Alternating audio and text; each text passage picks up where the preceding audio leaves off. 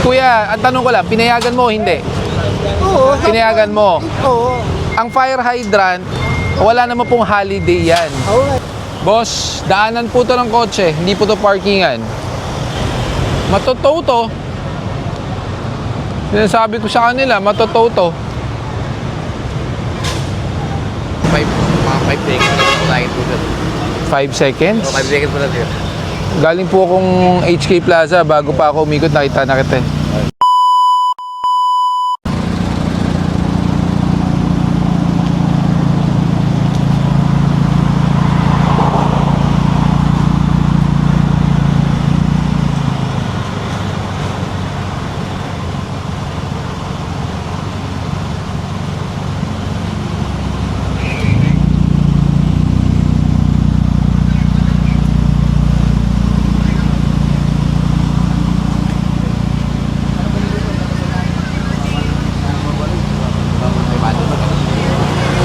Ano ba yan, boss? Naghihintay ka ng booking? Okay. Kaya ito lang po yan. Oh, dapat sa tamang lugar ha. Highway kasi to eh. Bawal huminto dito. Mga 5 seconds na po tayo po doon. 5 seconds? 5 seconds po na sir. Galing po akong HK Plaza, bago pa ako umikot, nakita na kita eh. So hindi po 5 seconds yun. Mga ko ng mga ano, mga bisikol. Eh, boss, highway to. Sige. Kasi yun. TNVS ka, right? Opo sir. Oo. Hindi dapat mas alam niya yan. Eh, May tamang hintuan. Napalibak na sa harap ng booking. Oo. Basta hinto tayo sa tamang lugar para hindi kayo natitikitan. Ha? Tara. Diretso tayo hanggang ano, PITX.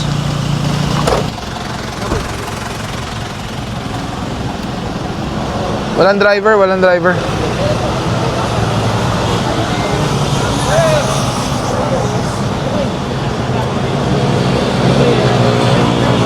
Countdown nyo na ng 5 minutes yan. Pedestrian crossing eh.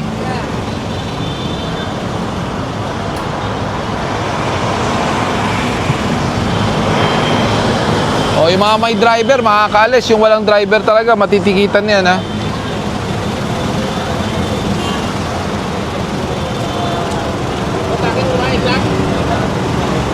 May ticket yan, boss ha. Ay, sir ko! May ticket po kayo. Kumain lang. Kahit kumain lang po, sir. Patingnan po to. Kuya. Ano po tawag dyan? Oo nga po sir. Pedestrian crossing. Nakapalo po ako sa inyo. Opo. Okay lang po. Sige Opo, ticket po yan ha. Naka-affiliated din ako sa DOTR eh. Okay, pedestrian crossing po yan. Matik yan, hindi hinaharangan. Andiyan na yung driver. May lisensya po? Meron po. Pabigay na lang po sa enforcer.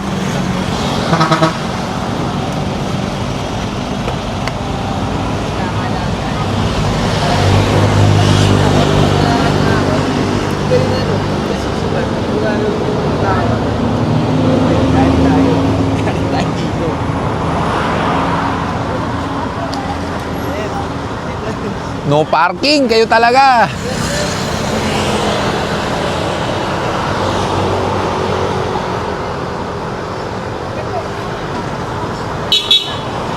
Naninikit pala yung local sa tapat eh.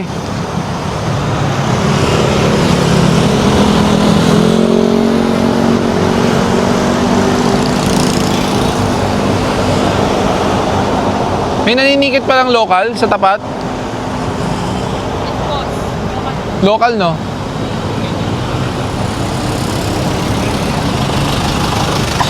U-turn nyo na yung mga tow truck.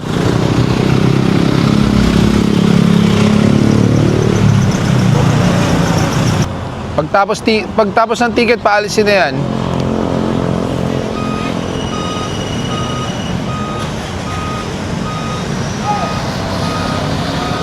Mata.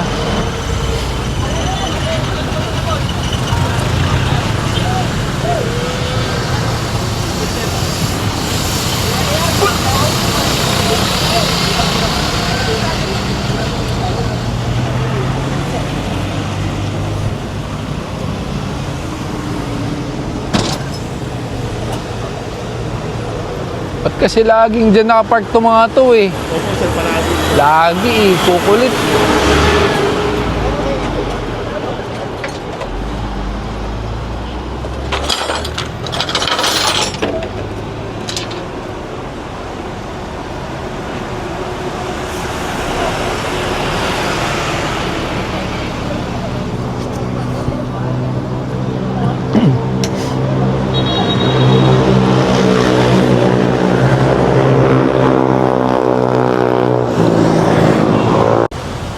Boss, daanan po to ng kotse. Hindi po to parkingan.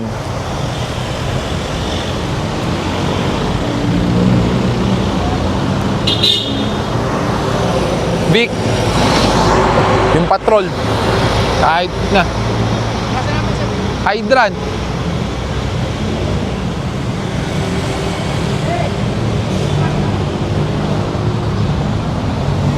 Anuhan nyo ha. Pakitaan nyo, fire hydrant yan. Ito po naman yun. Kunan nyo yan, fire hydrant.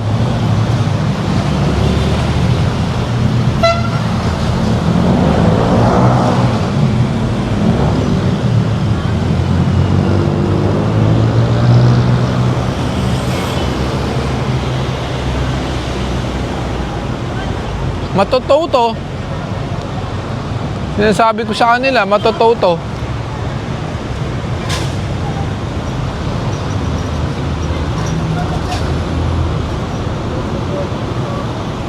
Patikitan, Beles.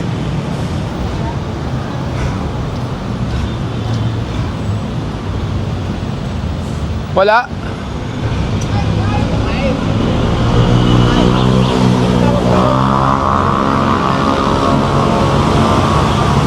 Ang hilig kasi magpaparada ng barangay. Barangay yan eh. Barangay nagpaparada dyan eh. Hindi lahat, pati yan. Naka-illegal parking.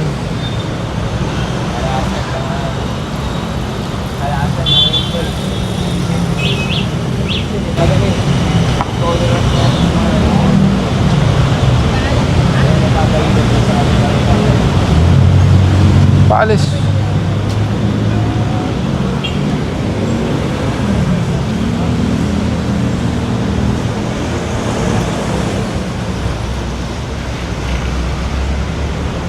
Walang dumating na driver yan, Bon? Wala.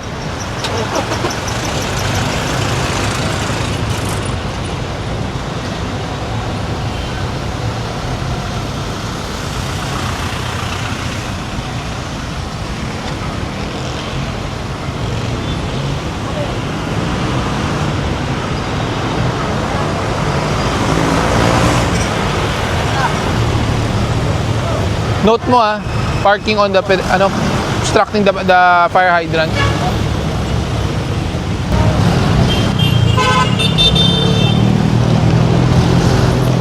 Hoy, itulak mo na lang 'yan. Pagsabihan nyo nga yung motor na walang helmet.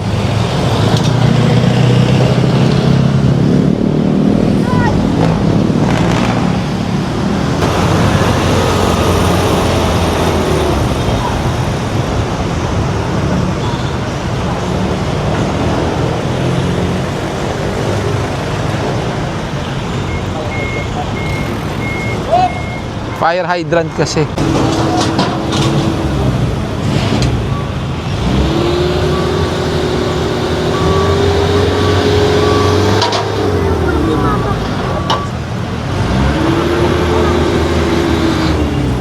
Taga rito po kayo? Taga rito po kayo? Nalaw ko lang yung mama ko. Opo, pero taga rito po kayo? Fire hydrant po kasi to. Bawal po maparadahan, bawal po maharangan yan. Oh. Pero it seems like kagabi pa po ata kayo nakapark? Hindi po. Kakarating ko lang po mga 12. Mga 10 po. O kanina pa nga po. So unfortunately, na namin mabibitawan yan kasi nga po, towed na po. May reason po yan kung bakit may ganito. Opo, Sabihin bawal Dito harangan. po ako pinapark. Nino po? Yung po nung... Yan po ba? Taga barangay po? Hindi po, nandun po. Pakitawag nga yan. Pakitawag nga yung attendant. Huwag na po. Halika. Bon, tawagin mo nga yan, yung parking attendant. Attendant ba siya, parking? Sir, please, wait.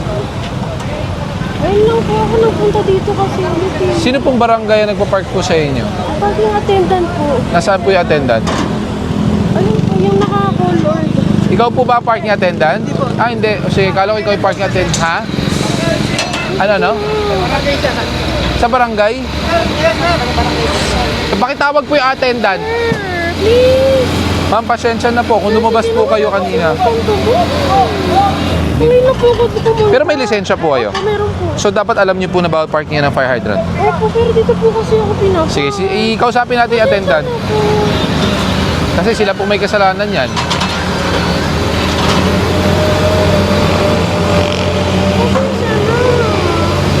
Ikaw po ang parking attendant. Kasi sabi ko nga, Ilang beses na po tayo paulit-ulit ng... sabi ko bawal. Oh, yan po. Hindi po din mo pinaparking. Oo nga, sabi bawal yung ganyan. Sabi ko, sabi mo, Yung totoo po, kuya. Yung totoo.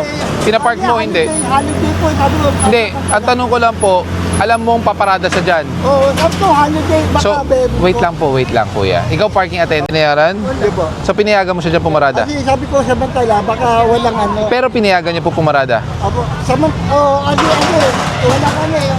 Kuya, ang tanong ko lang, pinayagan mo o hindi? Oo. Pinayagan mo? Oo. Ang fire hydrant, wala naman pong holiday yan. Okay, yan nga kami. Hindi po pwedeng oo nga dahil kayo po ang sinisisi ng may-ari ng sasakyan, which is totoo naman po, di ba? Sabi ko holiday, sabi mo. May sinabi po ba siya? Sabi ko niya po holiday. holiday. Holiday, so okay lang daw. Okay, oo nga. Yan tayo, yan ang problema. Ay, kasalanan nyo po yan.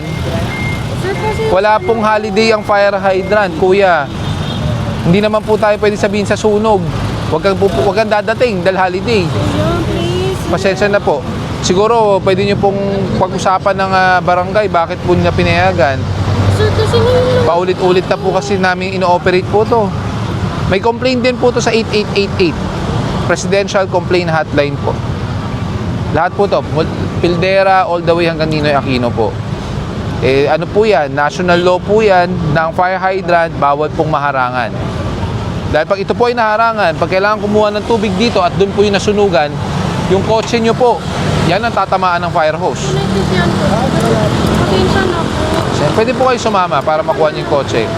Pwede po kayo sumama sa tow truck na lang. Wala po ang bansa po, sir. Tsaka may trabaho pa po kasi ako. Pasensya na po kayo, ma'am, ha? As much as I want to, hindi kayo lumabas sa binibigay namin konsiderasyon na 5 minuto.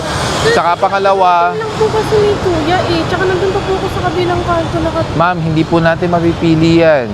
The fact na alam po nating fire hydrant, bilang driver, alam natin bakit may nakaharang na posting gano'n. Ibig sabihin po niya bawal harangan. Pero babalik po ako doon sa unang ano ko, bakit pinayagan kayo ng parking attendant? Hindi, yun po inalat niya kasi wala naman pong iba eh. Ay, Wala pong iba ilang beses kasi. ko na sinabi sa inyo, lagyan nyo na ng harang yan para walang pumarada. Ganyan, harag na yun. Tapos inalis. Sino po nag-alis? Yung mga sa umaga. Ay, kayo po mag-usap-usap, bakit inaalis? Sir, please wag na lang. Pasensya na po, ha ma'am? Alis na lang po ako kaagad. Andiyan na po, hindi po namin mababa po yung sasakyan. Ito po yung towing impounding notice nyo po. Ito po yung papakita nyo sa tumana para maklaim nyo po yung sasakyan nyo. Kung gusto nyo po, para hindi kayo mahirapan, pwede po kayo sumabay ngayon. Para hindi na kayo gumastos papunta doon. Tapos siguro, if you want, i-complain nyo po yung attendant. Bakit kayo pinayagan? Kasi lapses po nila yan. Hindi naman to unang beses. Paulit-ulit na po kami nag-ooperate. Ilang beses na namin sinabi, fire hydrant, huwag haharangan. Ilalim ng footbridge, huwag haharangan. Ito na lang po. Yes. Fire hydrant po, hinarangan po ng sasakyan nyo. Dito dapat itinuro. Ayan nga po, kaya nga sabi ko, kung i-complain nyo yung parking attendant, bakit kayo pinayagan? Kasi ngayon sinasabi niya, sinabihan daw niya si ma'am na bawal. Siya po nag-ano po nag-assist. Pero Sir, hindi po pwede tikitan na lang. Hindi po siya lumabas within 5 minutes eh. Kasi sir, Hindi po namin mapipili at hindi namin malalaman saan po kayo nakatira para hanapin po kayo. Dito po yan, taga dito po yan. Hindi po namin alam saan banda. Hindi po namin alam saan banda. Wala na bang ibang paraan? Kung lumabas po kayo kanina na hindi pa po yan naaangkla na totoo. Talaga eh. Kaya nga ngayon natuka, di ba? Ngayon may karapatan kang ireklamo yung attendant. Saan po sir? Tumana Marikina po ito. Yung reklamo sa attendant, pwede nyo ireklamo sa barangay yan. Kasi dapat tinitiket lang po yun sir, taga dito po yan. Anong ticket? Ticket saan? Pwede po ba ticket na lang po? Anong parking ticket? Ay, kahit sa inyo po. Hindi po, MMDA po kami. Hindi naman kami namimili kung taga rito o kung taga saan po kayo eh. As long as you have a violation, hindi kayo lumabas within 5 minutes, matutuo po yung sasakyan. Wala po kasi pumunta sa bahay, sir. Hindi po namin responsibilidad katukin po kayo. May lisensya po si ma'am, alam po niya na fire hydrant, bawal parkingan. Dito ba na? Hindi, ang sabi po ng attendant, nagsabi daw po. Nagsabi nga. Nagsabi na bawal dito pero baka pwede kasi holiday daw. Ay, ang tanong ko nga po, Yun po yung attendant po nagsabi. kaya nga tinuturuan ko nga po kayo. Pwede niyong ireklamo ngayon yung attendant. Kasi lapses po yun.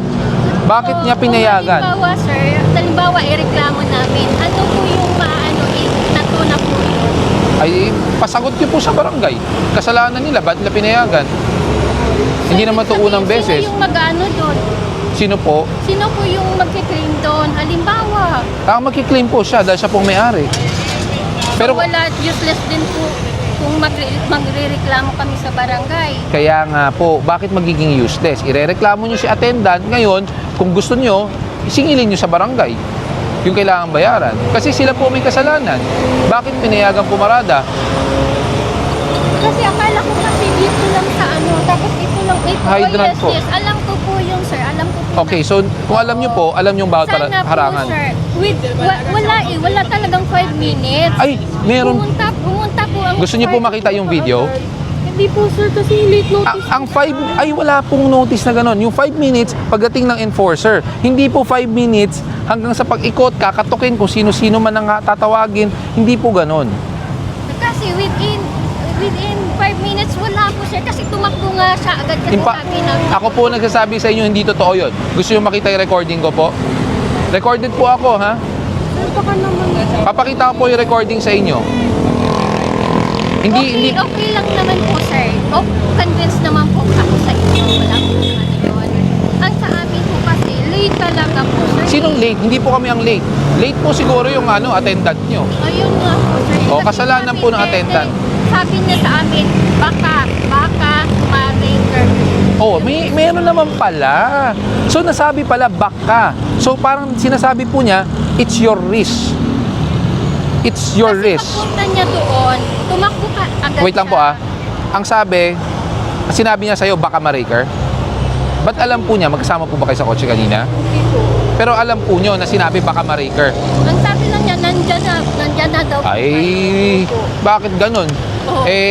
Kahit po papuntahin natin. Ayun po siya, kinausap ko na nga po eh. In fact, na alam niyang bawal paradahan, bakit niya pinilit na pinaparada pa rin yung tao? Sabi niya may harang daw po, inaalis daw po. Hindi ko alam sino po nag-aalis. Kaya nga sinasabi ko sa inyo, this will serve as a basis para ireklamo niyo yung attendant. Pasagutin niyo sa barangay dahil kasalanan nila. Kasi ilang beses na po to. Siguro mahigit 10 beses na namin to ino-operate. Paulit-ulit. Itong fire hydrant, pati hydrant po doon. Ilalim ng footbridge. Itong gilid ng kalsada na daanan. Pero, hindi rin natin pwedeng ilagay ang sisi 100% sa attendant. Alam mo bakit? May lisensya ka. You have your due responsibility to know saan pwedeng pumarada at hindi. Dito. Alam ko po yun, sir. Okay. Alam ko po na bawal po talaga. So, alam niyong bawal harangan? Alam ko. Okay, so good. Kaya lang po, hindi ko nakita kung saan siya nag-park.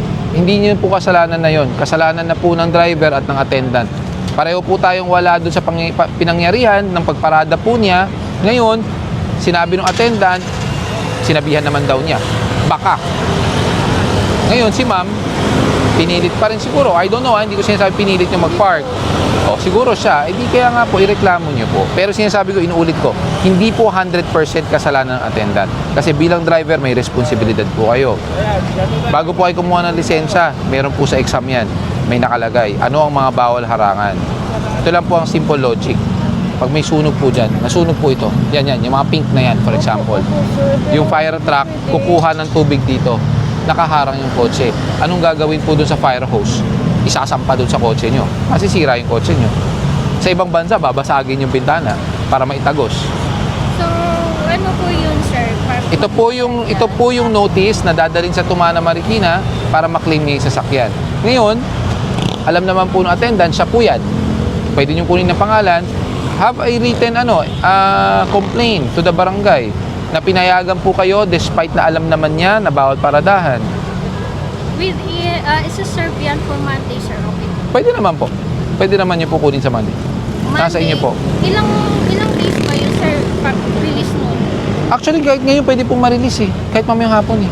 Pwede yan, sir. Opo, i-release. pwede po. Ipupunta yan doon sa Tumana. Opo, opo. Holiday ngayon, sir. Hindi, wala naman pong holiday ang pagpapatupad ng batas sa kang MMDA. Wala po kaming holiday. So, ano yun, ano niya doon? Papakita lang po to, dadali nyo po ORCR, driver's license, isisettle nyo po yung violation nyo. Then afterwards, kung gusto nyo, may documentation naman to, ireklamo nyo yung attendant. Ayun, nawala na. Sir, magkano ba yung ganito? Hindi ko po masasagot po ito, pero nandito po ang, ayan, may illegal parking po kayo na 2,000, then yung towing rate po natin, since Wigo po yun, mag-uumpisa po yan sa 1,500 for the first 4 kilometers. Then meron po tayong succeeding na 200 pesos per kilometer po. So ito po ipapakita nyo sa Tumana. Kasi kung hindi nyo po ipapakita to, tatagal po kayo dahil hahanapan pa po kayo ng authorization, etc. etc. So hindi po pwede mawala ito. Ha? Ano yun na lang po yung attendant? Pinagsabihan ko na paulit-ulit na yan eh. Hindi ko talaga nakita na dito. Pero alam nyo naman na bawal dito. Alam ko. Oh, yun. Ano niyo po ba? Mother po ako. Oh, yun. Oh, alam pala ng mother mo. Awayin mo yung attendant. Hindi po, sir. Oh, ireklamo nyo. Sabi na